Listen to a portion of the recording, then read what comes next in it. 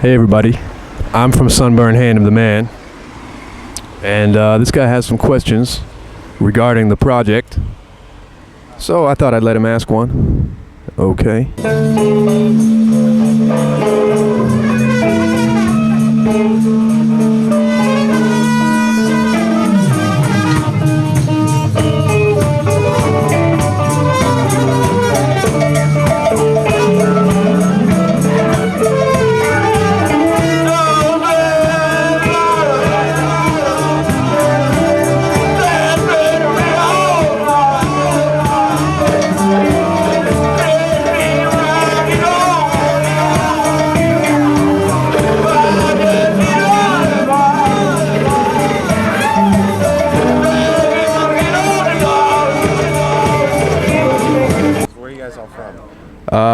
Almost all of us grew up in Boston. Yeah. And you all play in various other outfits too, though, right? Or? Not exactly. We have some things that a few side projects within the group, you know, but nothing exactly separate from the entity. How'd Sunburned Hand and the band come together? Well, we kind of mutated out of a trio from that broke up at the end of '94 called the Shit Spangled Banner, and that was John Maloney, myself, and a guy named Rich Pontius. And the band really started to form in '96 as a bigger unit, including the three of us who had been the Shit Spangled Banner. And it went from there. We started playing out in '97 as Sunburned Hand and the Man.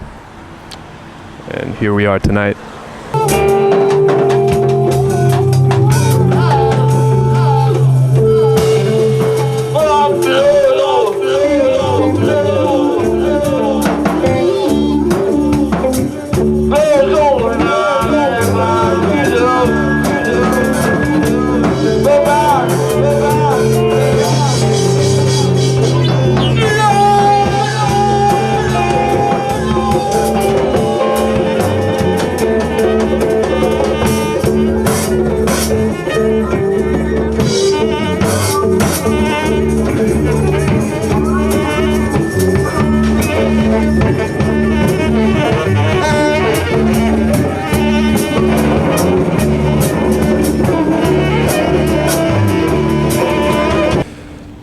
Well, we have probably 11 active members within the group, although a lot of times, I would say most shows we average around 8 people.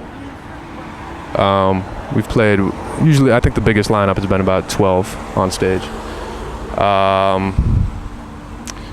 They're all rugged individualists, and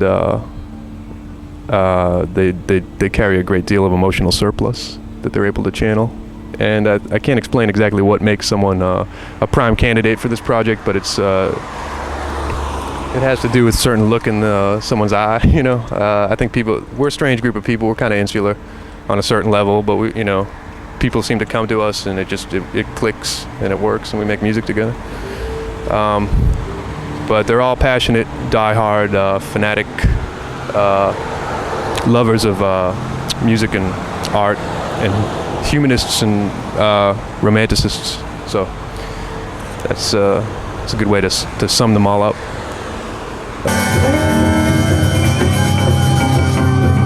How many's enough, right? It's enough, right? It's enough, right? It's enough, right? Come on, Thunder! Run, David! Thank God it's better!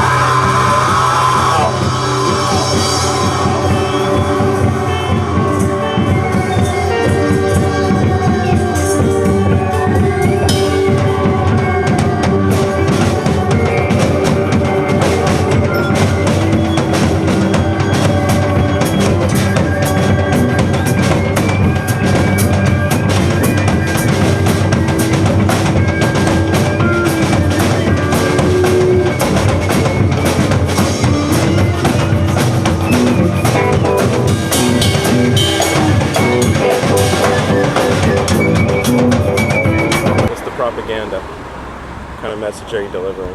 I think it's best probably just to let it speak for itself, really, because anything I could say that would be, like didactic about it all would probably just be misconstrued anyway.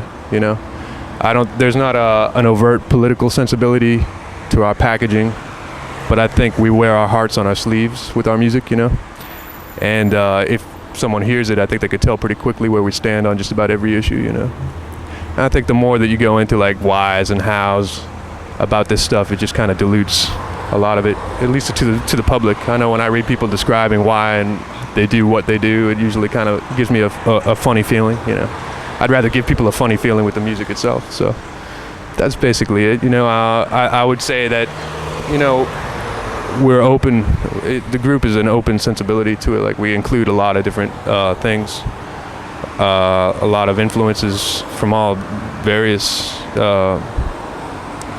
music and art and philosophy and literature, and we don't censor ourselves to anything. So if you see us one night, we might be completely different from the next time you see us, and it could be the next day. The music changes around a lot. We have a lot of different. Stylistically, it's kind of diverse. There's something about it that remains the same. There's an I don't know what, an atmosphere that always seems to regulate itself and makes it you could tell when you hear Sunburned that it's Sunburned, but it doesn't necessarily work the same way twice.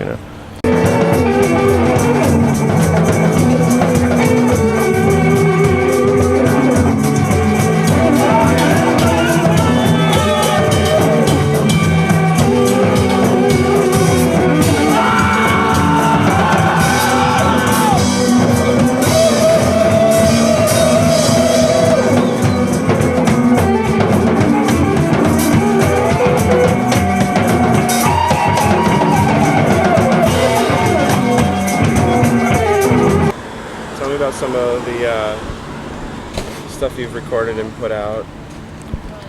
Well, we've basically recorded everything we've ever done. So we have hundreds and hundreds of hours of music recorded. We waited deliberately a long time to release anything because we wanted to make sure that our music, thank you very much, we wanted to make sure that our music kind of mutated into something completely unique, before we started disseminating propaganda, And we had a lot of good stuff for a while, but we just wanted to wait and hold out until we knew we had something like crucial.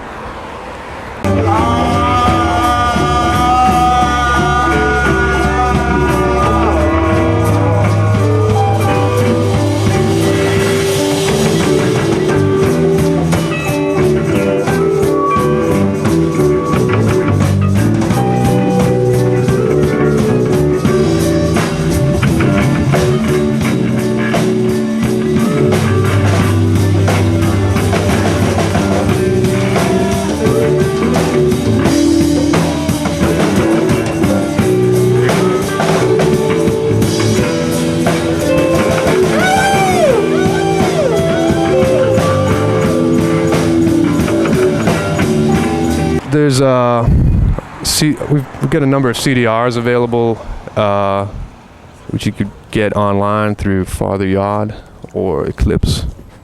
Hello, ladies. And from there, you could try Surefire. We put out our first LP, which is out of print, but there's some stuff available through them as well. And unfortunately, that's about it. I don't know. Check the racks.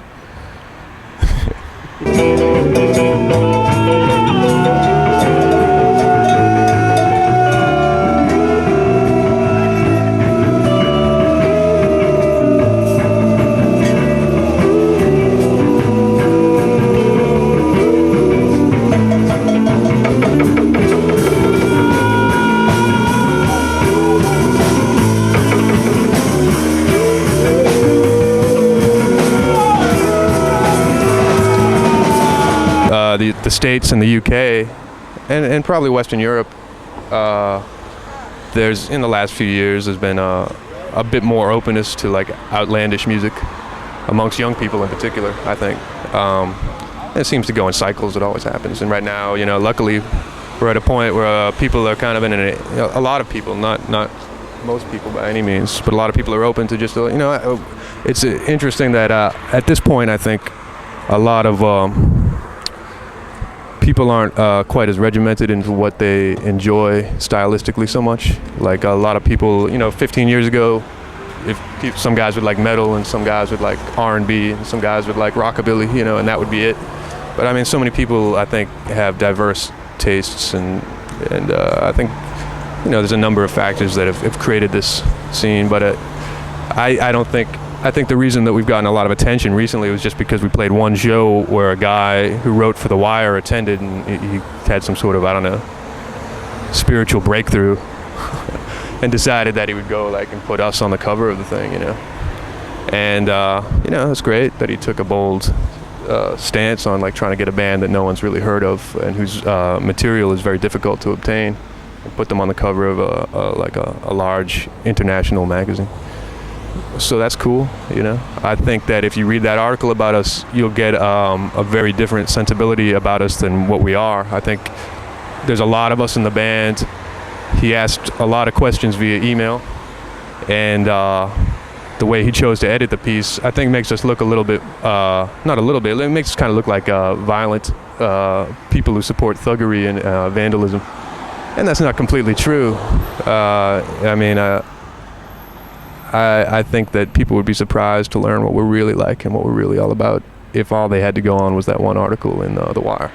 But I'm not complaining to get a lot of free press for one concert. This is basically what started. Although this guy in particular enjoyed our music, he had heard albums and CDRs we'd put out, and he had been a big supporter of them. So, but that's about all the press we've really ever gotten is this one thing. So it's kind of interesting.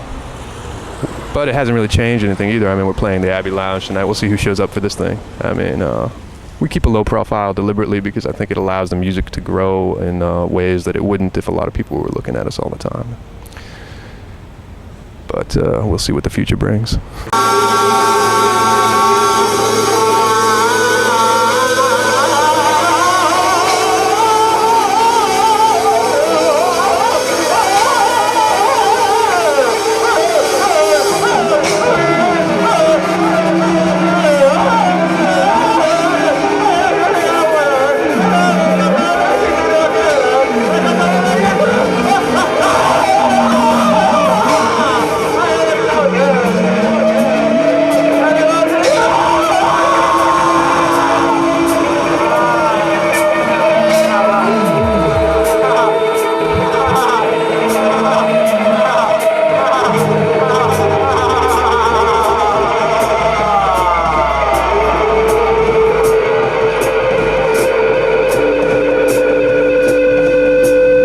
We've only done 2 tours, one in '99 when we toured with No Neck Blues Band and John Fahey, and we did the West Coast, Northwest, and out to the Midwest, and came back here.